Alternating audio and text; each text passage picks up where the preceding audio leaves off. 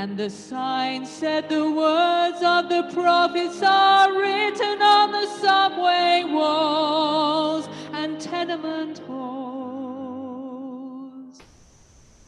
and whispered in the sound.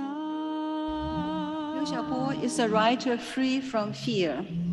He moved through life, taking mental notes on what he saw, heard, and read.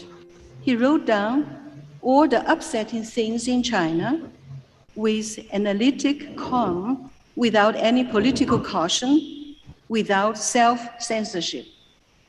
He was 4 times in jail and did not survive the last one. There is no tomb, no graveyard for him in China. The CCP government conducted a sea burial and wanted to erase his image in people's head.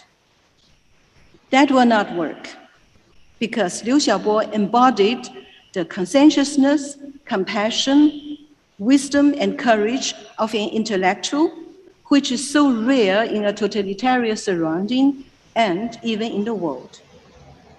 Liu Xiaobo's person and his thought incarnated to an everlasting light that illuminates the darkness. He lives in our mind. Our world is in a state of flux.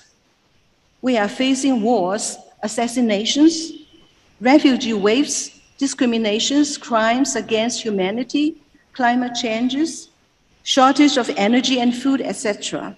Intolerance and violence are everywhere. I couldn't help but think of Liu Xiaobo, the pacifist. As a prolific writer, he wrote love poems, but also lots of political essays. In his writing, he showed sympathy with the disprivileged people. He supported the Tibetan, the Taiwanese, criticized that Beijing wanted to deprive freedom of press, destroyed the democratic election system and the rule of law in Hong Kong. His criticism was a warning, yet all the warnings turn to reality nowadays. Liu Xiaobo was against any kind of violence. Even to his perpetrator, he said the famous sentence, "I have no enemies. I have no hatred." His Gandhian non-violent spirit comforts and eases our anxiety and fear in this troublesome time. To conclude, I want to quote Liu Xiaobo's words in his final statement in the court.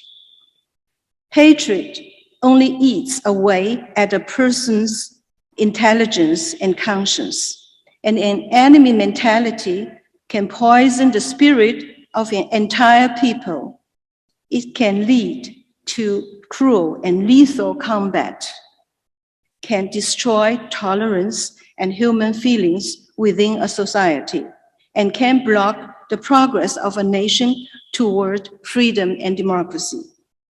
Mr. Putin, Mr. Xi Jinping, and the Taliban, please keep these words in mind before you continue the killing.